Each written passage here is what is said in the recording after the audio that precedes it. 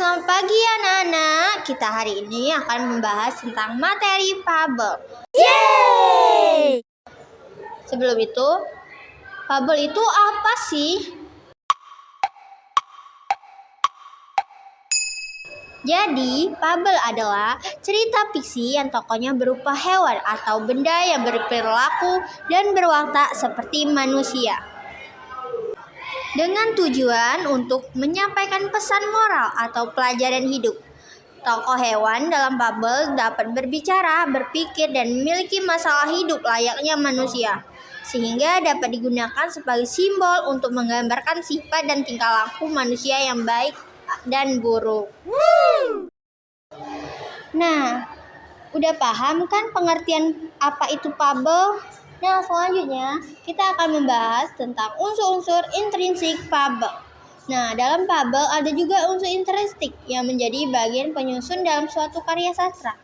Unsur intrinsik sendiri pada dasarnya merupakan pembangunan inti cerita yang berasal dari dalam. Beberapa unsur intrinsik yang dimiliki fabel antara lain sebagai berikut. Yang pertama itu tema. Nah, tema itu merupakan sebuah gagasan utama atau ide cerita dalam sebuah cerita fabel. Yang kedua itu tokoh. Tokoh adalah pelaku dalam cerita fabel yang disajikan dalam bentuk hewan sebagai gambaran kehidupan dari manusia atau personifikasi. Nah, ketiga itu alur atau plot. Alur atau plot dalam cerita fabel merupakan sebuah jalan cerita yang berurutan dan biasanya setiap kejadiannya itu dihubungkan karena peristiwa sebab akibat. Yang keempat ada latar atau setting. Latar atau setting itu sendiri merupakan waktu dan tempat dari kejadian serta penggambaran suasana dalam cerita. Latar sendiri diketahui biasanya memiliki 3 bagian, yaitu latar waktu, latar tempat, dan latar suasana. Yang kelima, sudut pandang. Sudut pandang itu pada dasarnya merupakan sebuah teknik yang digunakan penulis dalam menyampaikan cerita. Misalnya, sudut pandang orang pertama atau sudut pandang orang ketiga. Yang ketujuh, amanat. Cerita fabel sebenarnya mengandung amanat atau moral yang bisa juga sudah tertulis dalam cerita. Maka dari itu, amanat bisa dipahami sebagai sebuah pesan moral yang disampaikan penulis kepada pembaca. Amanat dalam cerita fabel biasanya disajikan secara gamblang atau diungkapkan secara langsung melalui tulisan. Namun, ada beberapa penulis yang juga menyampaikan secara tersirat atau tidak diperlihatkan. Karakteristik fabel. Yang pertama, karakterisasi binatang atau objek. Dalam fabel, tokoh utamanya biasanya adalah binatang, tumbuhan, atau benda mati yang dipersonifikasikan. Artinya, mereka diberi kemampuan dan sifat seperti manusia, bisa berbicara, merasakan emosi, membuat rencana, atau melakukan tindakan logis. Kedua, pesan moral atau pelajaran etika. Fabel dibuat untuk menyampaikan pesan moral, misalnya tentang kejujuran, kerja keras, kerendahan hati, hingga akibat buruk dari kesombongan atau kelicikan. Cerita-cerita ini menggambarkan bagaimana tindakan tokoh membawa dampak tertentu. Ketiga, plot sederhana dan langsung. Fabel memakai alur yang singkat, jelas, tanpa konflik rumit, serta langsung menuju inti persoalan. Tidak ada latar panjang atau detail mendalam tentang karakter. Ini membuatnya mudah dipahami terutama oleh anak-anak. Keempat, kesimpulan dengan pesan moral yang jelas. Di akhir cerita, biasanya terdapat kesimpulan yang menegaskan pesan moral.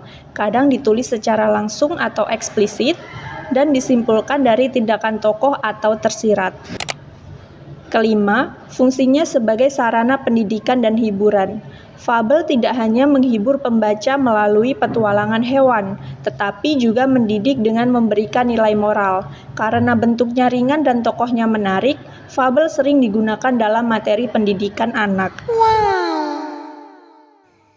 Ciri-ciri cerita fabel. Yang pertama, bersifat fiksi atau tidak nyata. Fabel adalah cerita rekaan yang tidak terjadi di dunia nyata. Hewan digambarkan seperti manusia sehingga cerita sepenuhnya bersifat imajinatif. Contohnya pada cerita Sang Kancil. Kancil bisa berbicara dan menipu buaya. Padahal dalam kenyataannya, hewan tidak berbicara seperti manusia, sehingga cerita ini termasuk ke dalam cerita fiksi. Kedua, bagian pendahuluan. Biasanya singkat dan langsung. Cerita fabel tidak memberikan latar belakang panjang. Tokoh dan situasi awal diperkenalkan secara ringkas. Misalnya dalam kalimat, suatu hari di hutan, seekor kelinci sombong bertemu kura-kura. Dalam satu kalimat ini sudah diperkenalkan tokoh, tempat, dan suasana tanpa penjelasan panjang. Ketiga, tokoh yang diperankan adalah para binatang yang bisa berbicara. Tokoh-tokoh cerita merupakan hewan, namun memiliki kemampuan berbicara dan berpikir seperti manusia. Hewan digambarkan bertingkah laku seperti manusia sehingga unsur fabelnya jelas. Keempat, watak para tokoh digambarkan seperti manusia. Setiap tokoh hewan memiliki sifat tertentu yang mencerminkan karakter manusia, seperti sifat jujur, pintar, sombong, licik, sabar, dan sebagainya. Contohnya dalam cerita, semut digambarkan rajin, belalang digambarkan malas. Perbedaan sifat ini membantu mengajarkan pelajaran moral melalui perilaku tokoh. Kelima, cerita fabel biasanya menggunakan latar alam, seperti sungai, hutan, gunung, dan sebagainya. Karena tokohnya hewan, fabel sering mengambil tempat yang dekat dengan kehidupan alam. Keenam, alur ceritanya tidak rumit. Fabel biasanya memiliki alur sederhana, mudah dipahami, dan tidak memiliki banyak konflik sampingan.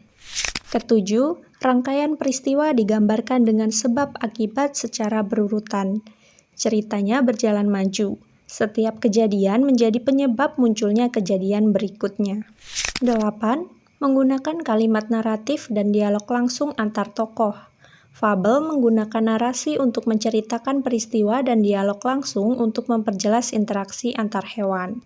Misalnya pada kalimat naratif, kancil berjalan menyusuri sungai.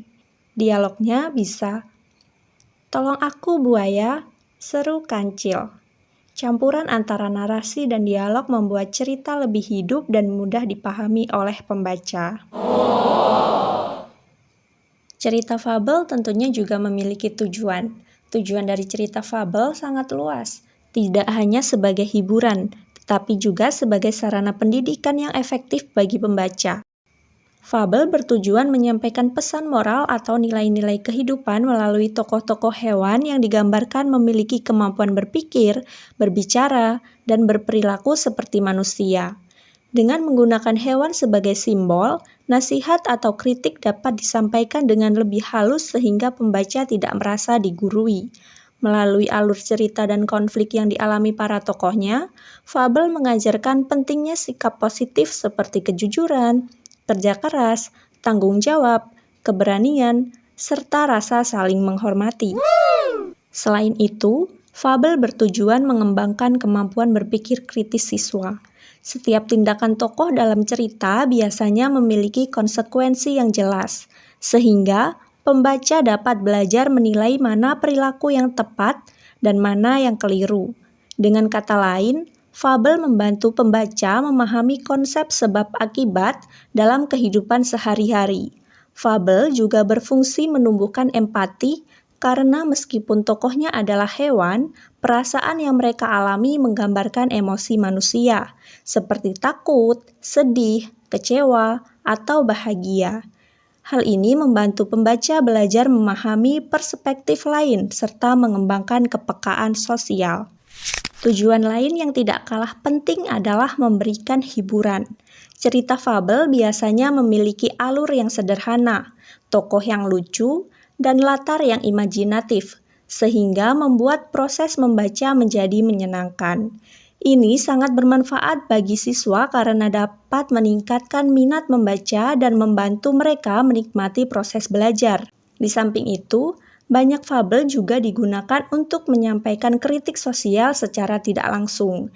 Dengan memanfaatkan karakter hewan, penulis dapat mengangkat isu-isu tentang sifat manusia, ketidakadilan, atau perilaku buruk di lingkungan sosial tanpa menyinggung pihak tertentu secara langsung. Nah, fabel ini tidak hanya memandu pembaca memahami nilai baik dan buruk, tetapi juga memperkuat kecerdasan emosional, membangun karakter, melatih daya imajinasi, dan meningkatkan apresiasi terhadap sastra. Dengan bentuk cerita yang sederhana namun bermakna, fabel menjadi media yang efektif untuk membantu siswa belajar memahami kehidupan melalui kisah yang simbolis dan mudah diingat. Jenis-jenis fabel. Yang pertama ada fabel klasik atau tradisional. Fabel jenis ini sudah ada sejak dulu dan diwariskan secara turun-temurun. Ceritanya sederhana, alurnya mudah dipahami, dan tokoh hewannya sangat jelas mewakili sifat manusia tertentu. Fokus utamanya adalah menyampaikan nilai moral secara langsung. Yang kedua ada fabel modern. Fabel yang lahir di era sekarang dengan gaya penulisan yang lebih kreatif dan kompleks. Tokoh hewan biasanya digambarkan punya emosi dan konflik seperti manusia modern. Alur cerita lebih panjang, penemuan lebih mendalam, dan pesan moral bisa disampaikan secara tersirat. Yang ketiga ada fabel naturalis. Dalam fabel ini, biasanya hewan itu digambarkan sesuai perilaku aslinya di alam. Mereka tetap menjadi tokoh utama, tetapi tidak sepenuhnya berperilaku seperti manusia. Pesan moral muncul dari interaksi alami antar hewan. Yang keempat ada fabel adaptasi. Fabel adaptasi ini merupakan fabel yang dikembangkan dari cerita yang sudah ada sebelumnya. Penulis bisa mengubah alur, menambah tokoh, atau memperbarui pesan moral agar lebih relevan dengan kondisi masyarakat saat ini. Yang kelima ada fabel lokal. Fabel yang berasal dari suatu daerah dan memuat unsur budaya serta nilai kearifan lokal. Biasanya menggambarkan lingkungan sekitar masyarakat tersebut dan menyampaikan pesan moral yang berkaitan dengan kehidupan sosial. Yang keenam, fabel Aesop. Fabel ini berasal dari kumpulan cerita karya Aesop yang terkenal di dunia. Ceritanya pendek, alurnya langsung pada inti peristiwa, dan pesan moralnya jelas di akhir cerita. Hewan digunakan sebagai simbol sifat manusia tertentu.